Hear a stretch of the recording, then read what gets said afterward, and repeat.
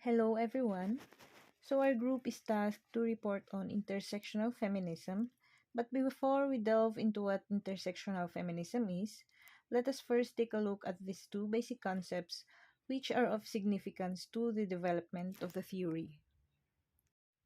First is feminism.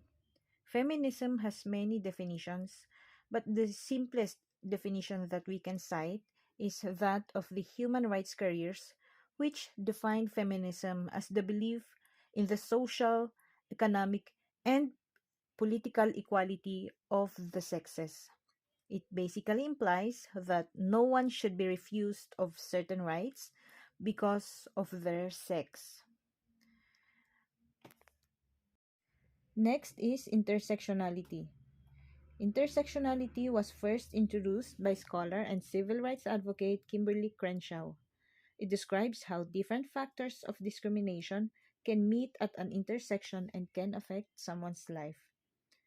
Intersectionality recognizes the fact that people face different kinds of discrimination all at once. For example, yung mga plus-size women. Well, it is undeniable that being a woman is already subject to discrimination. Plus, adding yung situation niya na she is a plus-size woman, then she is vulnerable already to body shaming. And those two forms or those two situations in which this woman experienced discrimination intersect and or interrelate, thus giving a different level of experience or oppression to that woman. That is the concept of intersectionality. We go now to intersectional feminism. Intersectional feminism is a theoretical framework that examines how different aspects of a person's social and political identities, such as gender, race, class, sexuality, ability, religion, and others, intersect to create unique experiences of either oppression or privilege. So, intersectional feminism is an idea that women experience different kinds of discrimination based on certain factors like race, sexual orientation, disability, age, and not just the mere sex or not just being a woman. Intersectional feminism looks at how these certain factors interconnect and make experiences unique. For example, we have our indigenous women, specifically those from the Aita communities. Now, these women face discrimination not only because they are women, but also because of their status as members of the marginalized groups. They often encounter difficulties accessing education, healthcare, even economic opportunities compared to those from non-indigenous Filipinos. Now, intersectional feminism addresses these intersecting factors and thus advocating not just for gender equality but also ensuring that all women are included in the feminist movement. The theory is connected to feminism when it allows the fight for gender equality to become inclusive. When it becomes an inclusive, as every one of us will embrace the reality that there is indeed a difference between men and women. And by that, surely it will allow us to understand each other a little bit better. We agree with the advocacy of intersectional feminism because it pursues equality where all kinds of discrimination, including but not limited to gender, race, culture, ethnicity, age, ability, religion, language, nationality, educational attainment, and others. All these forms of discrimination overlap each other, and it escalates the result or the effect to the person. The more form of discrimination is being experienced, the greater the impact will be.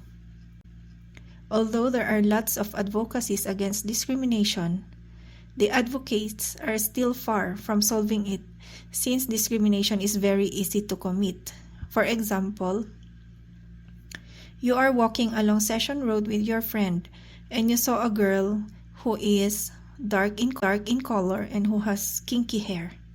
Anong sasabihin mo sa friend mo? Sis, tignan mo siya. Gravity. Gravity? Wan sis, gravity ngisit na. Tapos kita amje buok na ne, kasla umok tibilit. Ay na, apo. That is how easy one could commit overlapping forms of discrimination. To understand the concept of intersectional feminism further, let's talk about the case of Gualberto versus CA. These are what happened on this case. Crisanto, the petitioner, is married to Joycelyn. They had a child who is almost 4 years old at that time. Unfortunately, things got sour between them, and so Joycelyn left Crisanto and took with her their child. Crisanto then filed before the RTC a petition for declaration of nullity of his marriage to Joycelyn, with an ancillary prayer for custody pendente lite of their child. Crisanto testified and presented Renato Santos, president of United Security Logistics, whom he commissioned to conduct a surveillance on Joycelyn. Santos came up with the conclusion that Joycelyn is allegedly having lesbian relations. The RTC judge awarded custody pendente lite of the child to Crisanto, citing Article 211 of the Family Code, which provides that the father and the mother shall jointly exercise parental authority over the persons of their children. In the case of disagreement, the father's decision shall prevail, unless there's a judicial order to the contrary. The authority of the father and mother over their children is exercised jointly. This recognition, however, does not place her in exactly the same place as the father. Her authority is subordinated to that of the father. Joycelyn filed a motion to lift the award of custody pendente lite of the child, but despite her failure to present evidence to support her motion, the RTC judge issued an order reversing her previous order, this time awarding the custody of the child to Joycelyn. It ruled that under Article 213 of the Family Code, the child subject of the petition, who is barely 4 years old, shall not be separated from his mother unless the court finds compelling reasons to order otherwise. It found the reasons stated by Crisanto not to be compelling reasons. However, it granted Crisanto the right to spend time with the child. On appeal, the CA ruled that the prior order awarding provisional custody to the father should prevail, not only because it was issued after a hearing, but also because the trial court did not resolve the correct incident in the later order. Hence, Joycelyn filed a petition at the Supreme Court. The issue in this case is whether or not there's a compelling reason to not award custody of the child to Joycelyn, pursuant to Article 213 of the Family Code. The Supreme Court ruled that as a general rule, a mother is to be preferred in awarding custody of children under the age of 7. The caveat in Article 200 of the Family Code cannot be ignored, except when the court finds cause to order otherwise. The so-called tender age presumption under Article 213 of the Family Code may be overcome only by compelling evidence of the mother's unfitness. Here, Crisanto cites immorality due to alleged lesbian relations as the compelling reason to deprive Joycelyn of custody. It has indeed been held that under certain circumstances, the mother's immoral conduct may constitute a compelling reason to deprive her of custody. But the Supreme Court said that sexual preference or moral laxity alone does not prove parental neglect or incompetence. Not even the fact that a mother is a prostitute or has been unfaithful to her husband would render her unfit to have custody of her minor child. To deprive the wife of custody, the husband must clearly establish that her moral lapses have had an adverse effect on the welfare of the child or have distracted the offending spouse from exercising proper parental care. It is not enough for Crisanto to show merely that Joycelyn was a lesbian. He must also demonstrate that she carried on her purported relationship with a person of the same sex in the presence of their son or under circumstances not conducive to the child's proper moral development. Such a fact has not been shown here. There is no evidence that the son was exposed to the mother's alleged sexual proclivities or that his proper moral and psychological development suffered as a result. All told, no compelling reason has been adduced to wrench the child from the mother's custody. So let's proceed to the application of intersectional feminism in this case. Intersectional feminism provides that gender, race, and class are interrelated and dynamic and should be intrinsically considered in the law. Further, as women have multiple categories of identities, intersectional feminists call for multiple consciousness, which is not the random ability to see all points of view, but a deliberate choice to see the world from the standpoints of the oppressed.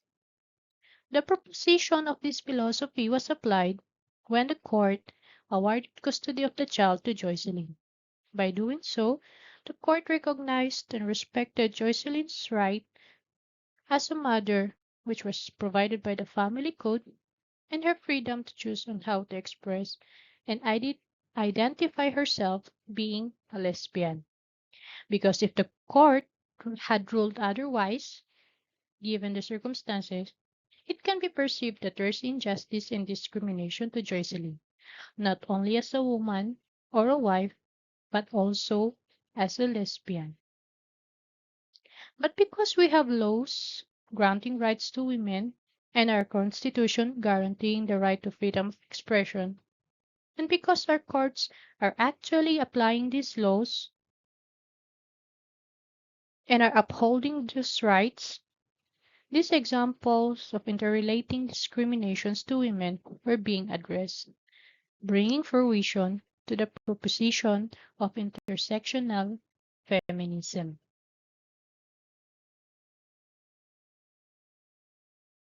And for our last case, De La Cruz Cagampan versus One Network Bank. In this case, Catherine has been working as an accounting specialist at One Network Bank since 2004. This was before the implementation of the exogamy policy, which prohibits marriage between employees in the said company in 2006. In 2009, despite the exogamy policy, Catherine married her co-worker Angelo. The spouses requested the bank that they be permitted to continue working and even requested that Angelo can be transferred to another branch.